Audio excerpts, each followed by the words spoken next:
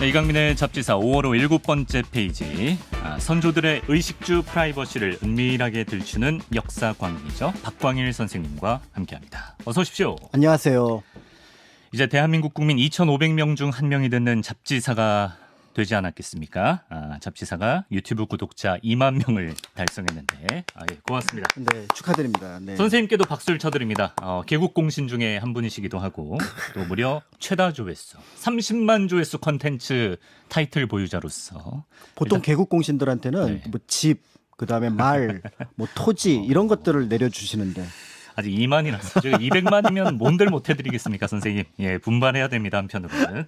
일단 뭐 좋은 날이니까요. 덕담한 말씀해 주세요. 네, 제가 잡지사를 저는 이제 역사 부분만 이렇게 보는데 다른 분들이 하는 거 볼 때마다 어떻게 이런 내용들을 이렇게 하나로 모아놨을까라는 생각이 들었습니다. 그래서 진짜로 저 어렸을 때 소년중앙 보는 느낌? 잡지 느낌. 네, 그 느낌이 들었고요. 조금 더 발전한다면 사실은 우리 시대 잡지의 왕은 네. 이제 그 트렌드를 반영한 보물섬이잖아요. 깜짝이야. 보물섬이었거든요. 예. 다른 생각했네요. 저만. 왜냐하면 소년중앙 안에 사실은 별책 부록으로 만화가 몇 편씩 들어있었고 그걸 나중에 별책 부록으로 만들어냈다가 네. 나중에 만화만 독립한 게 보물섬이거든요. 이제 그런 어떤 역사를 생각해 보면은 네. 잡지사의 고급의 지식을 이 만화의 철학과 의미와 또 어떤 시의성 이런 것들을 담아서 전달해내는 그런 어떤 모습들을 보여주고 있지 않나 이런 생각이 들어서 이름하고 참 잘 어울린다는 생각이 개인적으로 들었습니다. 제가 웹툰 작가 주호민 씨랑 잡지사에서 방송 한번 꼭 해보고 싶은데 혹시나 저희 보고 계시다면 응답 기다리고 있겠습니다. 가끔 저 옆집에 가면은 네. 침착맨 아저씨 뭐 방송하고 계시고 막 그러시던데. 그렇죠. 그렇습니다. 또 CBS를 종종 들으신다더라고요. 그렇군요. 네. 자, 저희 이제 구독자 2만 돌파 기념으로 이렇게 2만 구독자로 생생내는 채널이 있나 싶긴 한데 저희가 특별 이벤트를 이번 주에 하고 있습니다. 선생님께서 한번 전기수 모드로 맛깔나게 한번 소개해 주시죠. 네, 이강민의 잡지사 구독자 2만 명 돌파 기념 치킨 이벤트입니다. 숫자 2 또는 2만과 관련된 나만의 사진을 보내주시면 됩니다.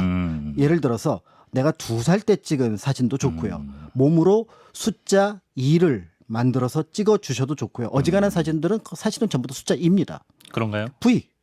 그러네. 네, 숫자 2. 네. 요새 또 이렇게도 하고 이렇게도 하고. 더불어서 달랑 2만 원 남은 내 계좌 사진.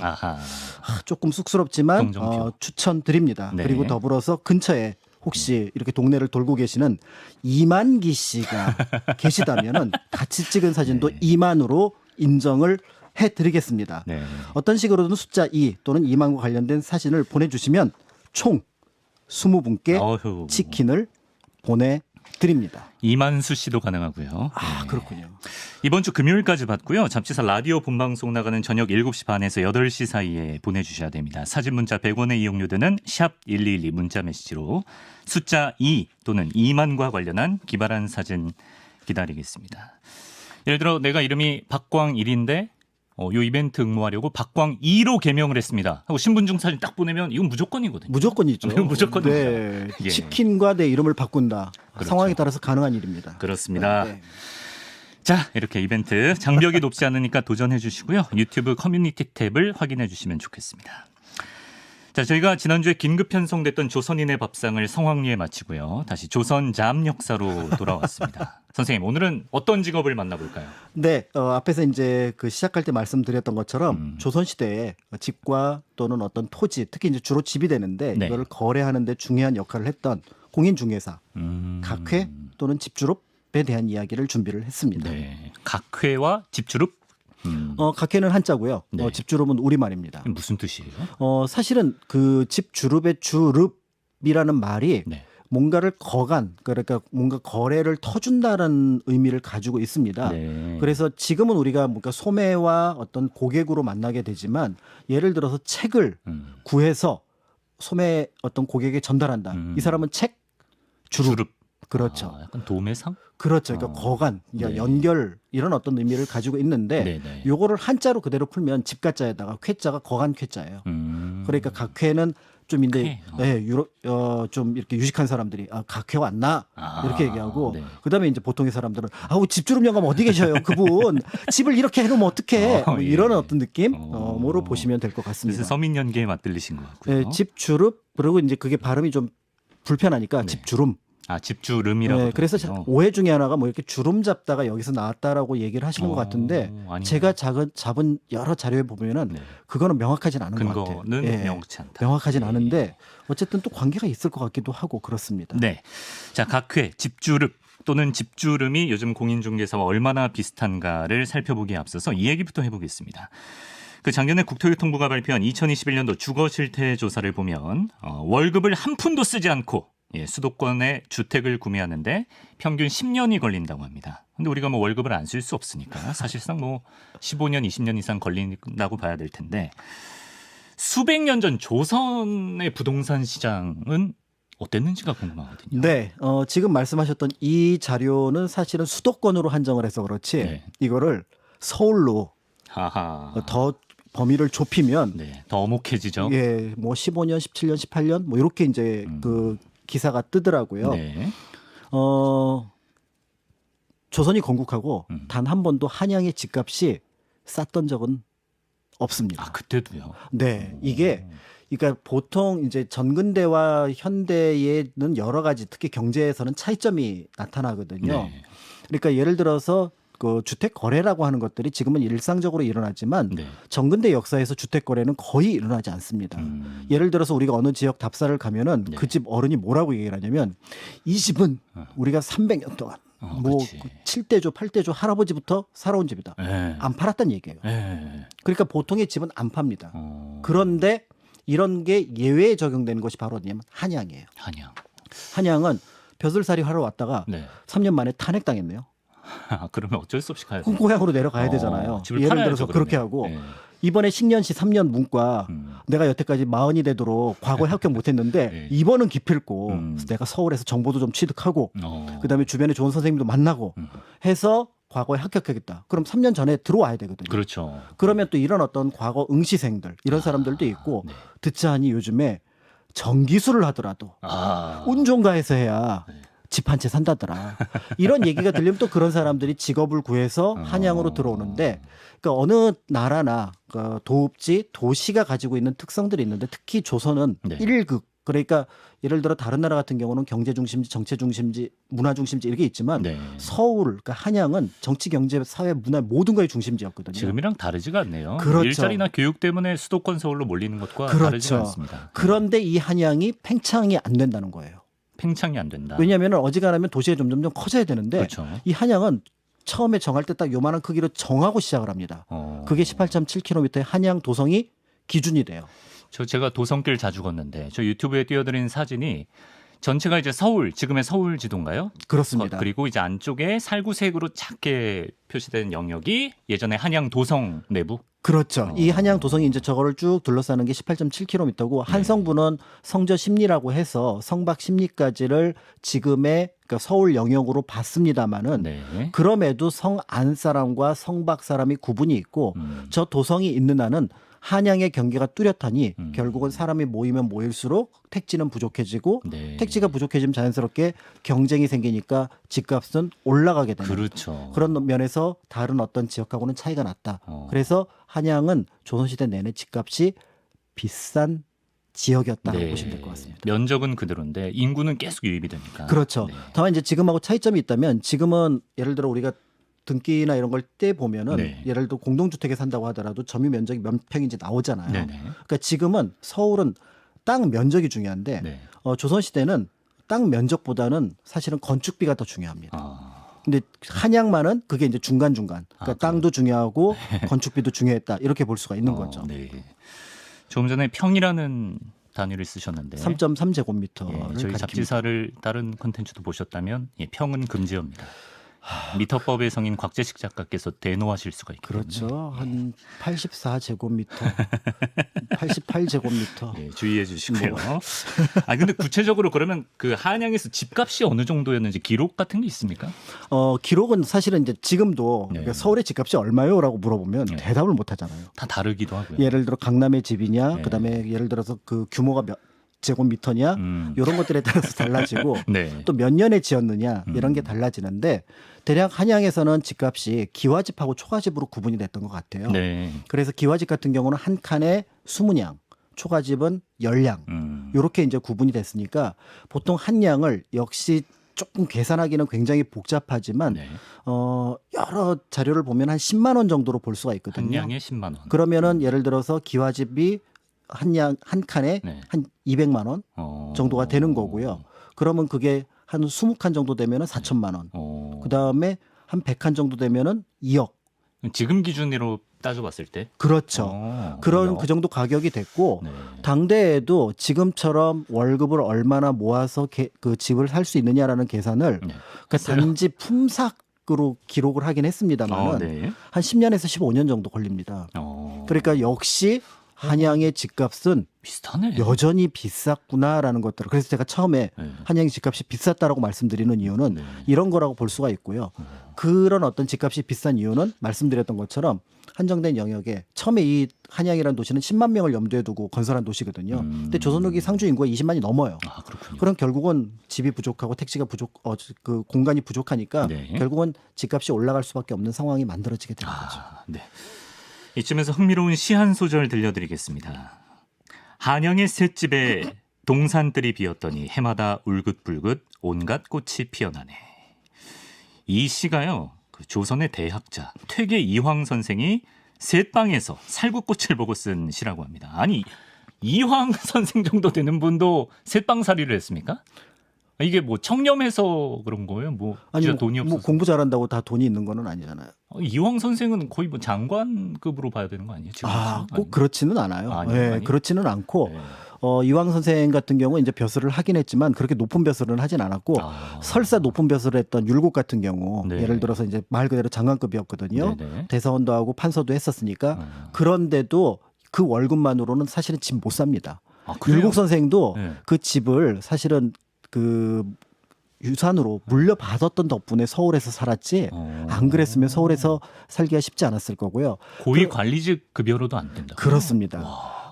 여러 자료를 보니까 제가 한 6품에서 7품 사이에 그러니까 중간 정도의 관료들 지금으로 치면 한 5급에서 한 7급 정도 되는 분들의 관료로 자기 생활을 그럭저럭 했을 때 한 30%밖에 월급으로 못 채웁니다. 네. 나머지 70%는 다른 부가 수입, 예를 들어 집안에서 농사를 짓거나 이런 수입이 있어야 되고 네. 특히 이 시에서 눈에 띄는 거는 네. 셋집이라는 거죠. 그러니까요. 이 셋집. 전세를 가리키는 거죠. 전세예요, 월세가 아니라? 그렇죠. 월세는 조선시대 거의 볼 수가 없습니다. 월세에 진짜로? 대한 기록은 최근대에나 네. 등장을 하고요. 1900년대 이후에나 등장을 하고 네. 그전에는 월세에 대한 개념이 등장을 하지 않고 그전에 세라고 하면은 따로 우리가 얘기하는 것처럼 명확하게 전세라고 표현을 하진 않지만 네. 여러 정황을 놓고 보면은 전세로 보입니다. 아니 이게 뭐 맞는 말인지는 모르겠지만 흔히들 뭐 전세 제도는 한국에만 있는 제도다 막 이런 말도 하고 한국에만 하는데. 있는 걸로 알고 있어요. 근데 이 조선에서 있었다. 그러니까 전세 제도는 자본주의의 개념으로 보면은 굉장히 비합리적인 제도예요. 그러니까 이자를 받지 않고 큰 돈을 받아서 집을 빌려주고 그걸 월세를 대신하는 거거든요. 네. 그런데 이 제도가 만들어진 배경은 사실은 우리나라는 저당 제도, 그러니까 뭔가 돈을 빌려줄 때 네. 이거를 잡혀놓고, 네네. 그러니까 뭔가 그 담보로 잡혀놓고 돈을 빌려주는 경향이 있는데 네. 이게 집으로 확장이 된 것 같아요. 아, 그러면서 그렇죠? 네. 전당 제도가 전세 제도로 넘어오고 그러면서 이제 우리나라가 근대 현대로 넘어오면서 네. 개발 시대를 맞잖아요. 네. 늘 집값은 올라가요. 그럼 집을 사고자 하는 사람과 전세를 구하자고 하는 사람의 이익이 맞아 떨어지는 맞아떨어지죠. 거죠. 예. 그러니까 지금 내가 100원이 있지만 전세를 70원을 받으면 30원만 가지고도 집을 살 수 있고 그렇죠. 이 70원을 가진 사람은 내가 지금 돈은 없는데 70원을 갖고 있다가 한 30원 모으면은 100원짜리 집을 사겠지라고 생각을 하는 거죠. 그렇죠. 그렇지만 못 사죠. 왜냐하면 집값은 150원으로 올라가 있으니까. 그렇죠. 정확하네. 예, 네. 지금이네 지금. 네. 그런데 이제 조선 시대는 그 집값의 상승을 염두에 두진 않았지만 네. 이 집을 팔기도 애매하고 그렇다고 또 이 집을 뭔가 사기도 애매한 사람들 네. 그런 사람들한테 담보를 받고 일정하게 집값의 몇 %를 받고 네. 빌려준 체제 이게 이제 셋집이 아니었을까. 그렇지만 네. 역시 네. 주인이 있었던 거예요. 주인, 그렇죠. 집주인이 있죠. 예. 구박을 하는 거죠. 퇴계 선생을요? 퇴계 선생은 아니었던 것 같고 예. 다른 사람들이 그래서 그 한양 같은 경우는 대체로 그 특별하게 언급하지 않는 한 1년 정도가 계약 기간이었던 걸로 보여지고요. 1년? 지방은 그보다 짧았다고 합니다. 예. 그럼 1년마다 뭐 그렇지. 조금 올려주시거나 아니면은 저분이 돈을 더 준다는데 뭐 이러면은 굉장히 주거 불안의 어떤 모습이 나타났던 그렇죠. 것들은 그때나 지금이나 비슷하지 않았을까 이렇게 보여집니다. 진짜 생각보다 큰 차이가 없네요. 지금이랑. 이제 아까 하셨던 말씀의 일환인 것 같은데 기록을 우리가 살펴본 김에 재밌는 기록이 또 있습니다. 다산 정약용 선생이 아들들에게 이런 글을 남겼다고 합니다. 잔소리를 많이 하신 분이죠. 잔소리 왕입니까? 벼슬에서 물러나더라도 한양 근처에 살면서 안목을 떨어뜨리지 않아야 한다. 이제 요즘으로 치면 인서울 해야 된다. 그렇죠. 이런 느낌이네요. 거의 느낌 똑같습니다. 인한양. 인한양 해야 된다. 그러니까 한양에 항상 귀를 대고 있었고 한양에 살고 한양의 동향을 알아야 되지. 그거를 놓치는 순간 너희는 초야에 묻힌 선비가 될 거고 초야에 묻힌 선비라고 한다 그러면은 네. 결국은 누구도 너희들을 기억하지 못할 거다. 역시 실용적입니다. 실용적이죠. 그러니까 예. 다산 선생이 사는 곳이 사실은 한양하고 멀지 않은 지금의 남양주 일대였음에도 네. 결국은 한양 쪽에 굉장히 뭔가 관심을 가지고 있었던 부분이 있고요. 네. 이 말이 사실은 어떤 의미에서 보면 당시 상황을 정확하게 표현한 거라고 볼 수 있는데 예를 들어 18세기 이전에는 과거 합격자가 뭐 네. 노론 몇 퍼센트, 소론 몇 퍼센트, 남이 몇 퍼센트 이렇습니다. 네. 근데 18세기 중반 1750년, 1800년 정도로 가면은 그게 의미가 없어요. 전부 다 서울 출신 선비들만 과거에 합격합니다. 완전 지연 위주로 가네요. 지연인데 네. 이게 정보하고 네. 그다음에 학연하고 이런 부분들이 다 연결이 되니까 서울이 아니고서는 출세가 불가능하고요. 그리고 서울 사람들 같은 선비라고 하더라도 네. 우리가 보통 안동김씨 그러잖아요. 네. 안동김씨 중에서 안동 사는 분은 없었어요. 그런가요? 예, 본관이 안동이었고 네. 그러니까 안동김씨가 원래 거기서 시작이 됐지만 거기 분들은 지금 초야에 묻혀서 학문을 연구하고 있다면 여기 안동김씨들은 권세를 얻고 있잖아요. 그렇죠. 이 권세를 얻으려면 무조건 서울에 한양. 머물러요. 아하. 그러니까 예를 들어 지방에 큰 재산이 있는 사람이다. 네. 그럼 어떻게 하냐면은 네. 제일 좋은 방법은 예를 들어 강릉 부자였던 성교장이 썼던 방식인데 네. 성교장은 서울로 유학을 보내고요. 예. 서울에 집을 얻어줍니다. 그러면 그 바로 앞집이 누구였냐면 흥선 대원군 집이에요. 그래요? 자연스럽게 권력의 최중심에 들어가는 야. 거죠. 이런 어떤 과정을 거쳐서 자신의 권위를 유지하고 그게 안 되면 사람은 못 보내더라도 집 한 채는 갖고 있어야 돼요.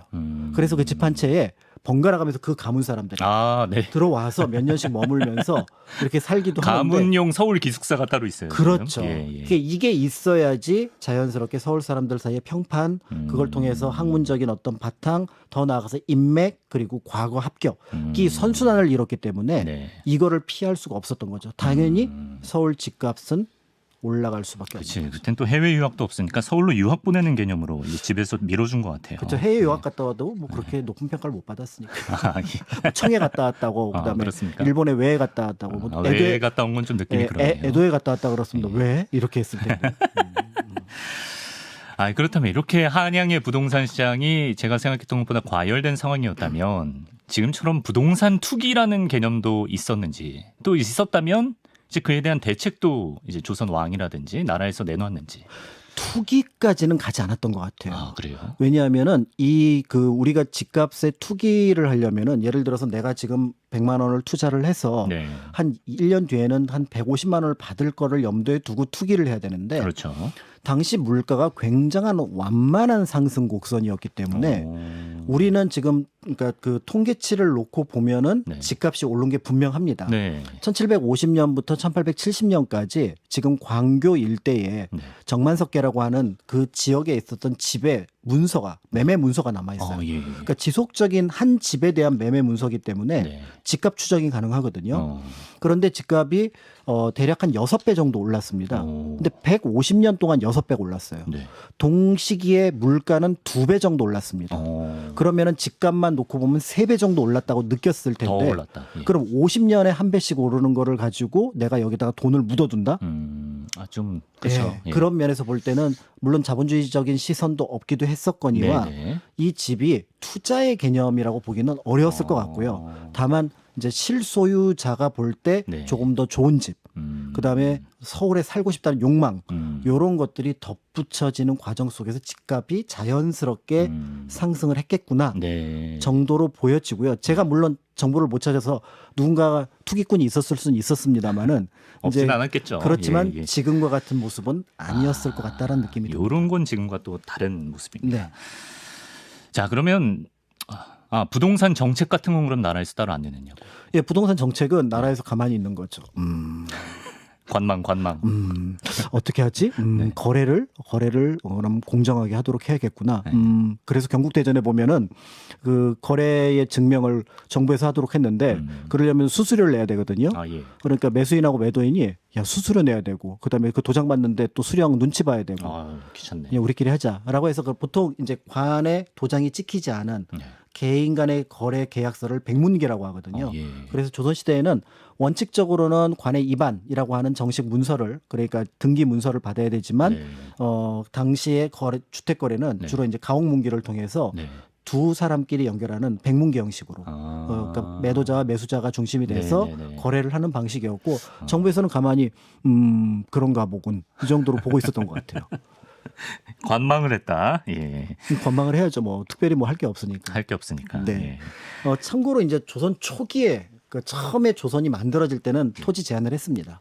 아, 그래요? 예, 왜냐하면 이제 그 아무래도 택지가 한정되어 있고 네. 전체 그 건국자들이 생각할 때 한양은 10만 명 사는 도시로 생각을 했거든요. 네. 그러니까 가장 이제 조금 고위층 같은 경우는 한 1,400평, 1,500평, 한 4,500제곱미터, 5,000제곱미터 정도. 예. 그 다음에 이제 그 밑에는 한 80평형, 그러니까 200제곱미터 알겠습니다. 정도를 예. 한 10단계로 분류를 해서 토지를 분배를 합니다. 구매할 수 있도록.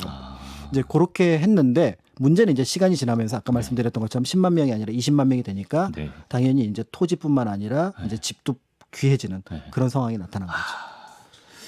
자, 부동산 시장 살펴보다가 지금 각회에 대해서 우리가 못 살펴보고 있어서 이제 조선의 공인중개사학경으로 볼 수 있는 각회 집주룹에 대해서 본격적으로 한번 알아보겠습니다. 일단 이런 얘기가 있더라고요. 각회가 굉장한 고연봉 직업이었다. 실제로 돈을 많이 벌었습니까? 돈을 많이 벌었을 것 같아요. 같아요. 네, 왜냐하면은 그 각회의 수입에 대한 기록은 남아있지 않은데 그렇군요. 그 각회를 만났던 양반들의 기록을 보면은 네. 야, 이 각회들 대단하구나. 아, 왜 어떤 기록이? 집주룹 대단하구나. 욕하나요? 보통은 좋은 표현은 안 쓰시는 것 같아요. 예. 왜냐하면 이제 대체로 그 서울에 집을 구하겠다라고 얘기를 한다면 시골에서 올라온 분들이잖아요. 그렇죠. 이제 이분들이 결국은 서울의 집의 정보를 알 방법이 없어요.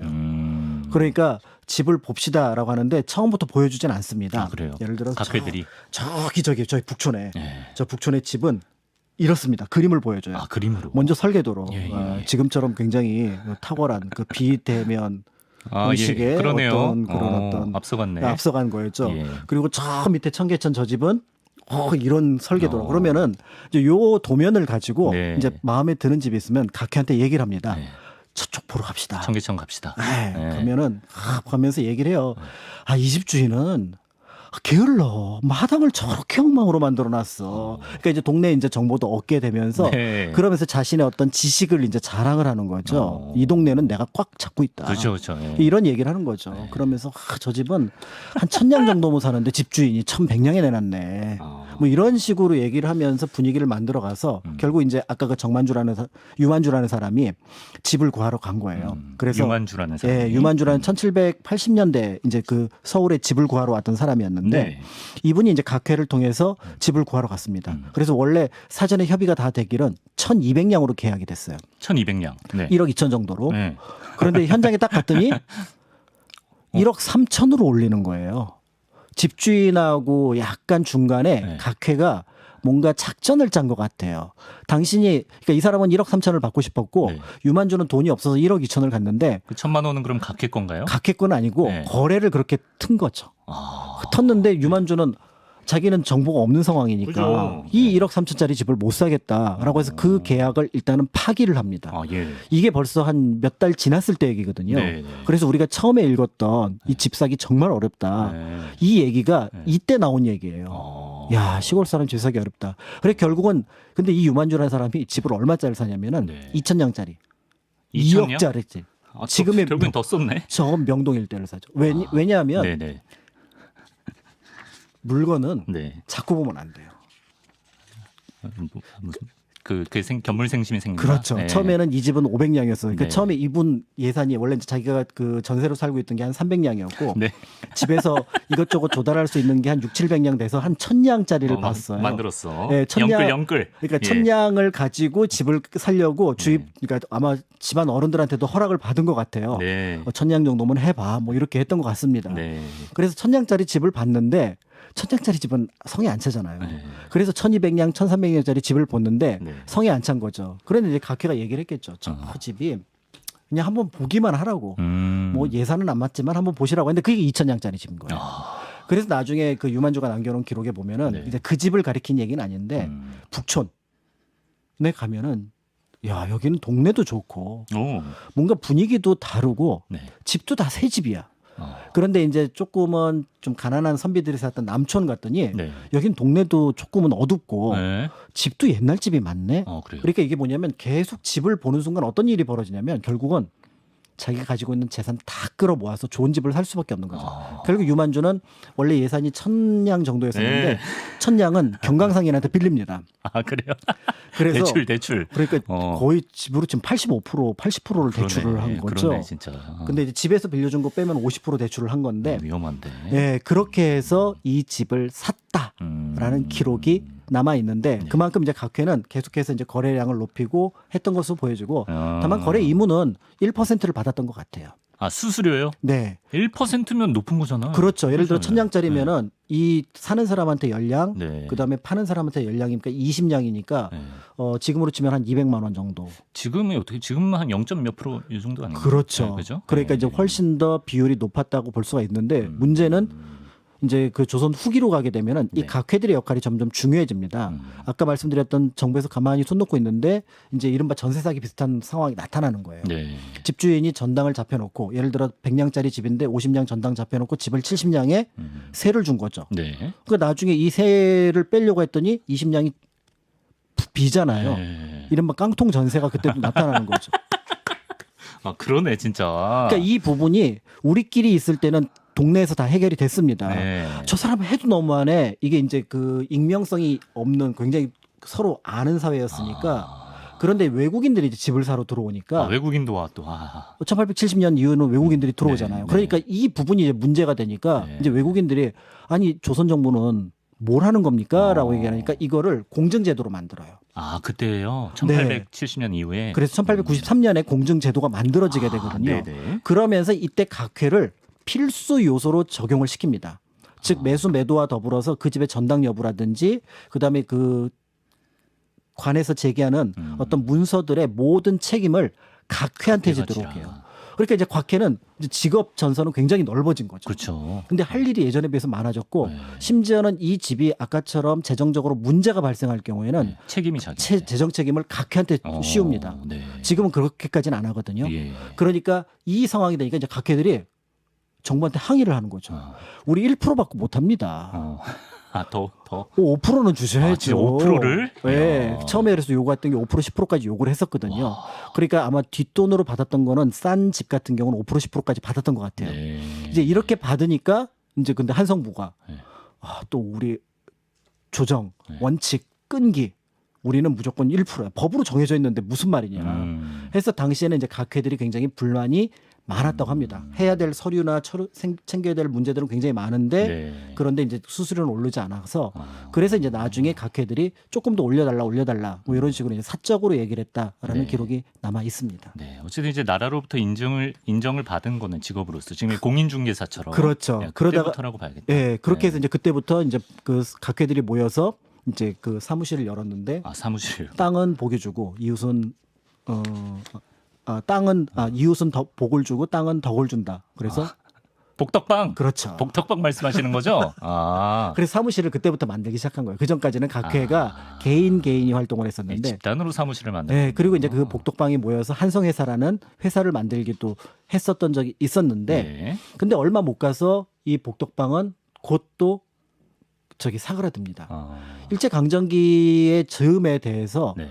이거를 이제 그 각회한테 맡긴 게 아니라 공무원들한테 맡긴 거예요. 아, 그래요? 집의 거래의 보증 문제나 이런 것들을. 네. 그런데 사실은 공무원분들은 집의 거래나 보증 문제는 명확하게 하지만 집을 보여주고 네. 뭘 하는 거는 잘 안 되잖아요. 네. 그래서 결국 이게 이원화돼서 네. 등기와 관련된 서류 문제는 그땐 통수라고 불렀던 통장, 반장이 책임을 지고 네. 그다음에 거래의 어떤 소개라든지 안내는 네.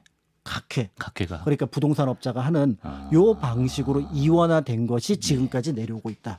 이렇게 보시면 될 것 같습니다. 이렇게 각회의 명맥이 예. 지금까지 이어져 온다.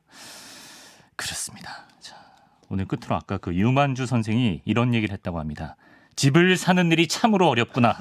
모두 이와 같다면 어떤 사람이 집을 사려고 물어보겠는가. 예나 지금이나 집 없는 무주택자의 서름은 매한가지였던 것 같습니다. 겪어보셨나요? 그렇죠. 저도 계속 전세 2년, 3년 그래서 너무 경기도에 안 구체적인데. 살아본 곳이 없는. 아하, 네. 지금 또 정약용 선생이 계시던 지역에 네. 거주 중이십니다. 그래서 이제 사무실은 그 서울에 그다음에 나의 근무지도 가능하면 서울에 아하. 이렇게 오겠다라는 생각을 했는데 네. 뜻밖의 이제 현대에 들어와서 장점이 서울이 넓어졌다는 점. 아, 굉장히 넓어졌죠. 확장됐어요. 그래서 어지간하면은 경기도에서는 서울로 하루 출퇴근이 생활권입니다. 가능해졌습니다. 자, 조선 잡력사 오늘도 재미있는 조선의 직업, 조선시대 부동산 중개업자 각회에 대해 알아봤습니다. 박광일 선생님, 오늘도 고맙습니다. 감사합니다.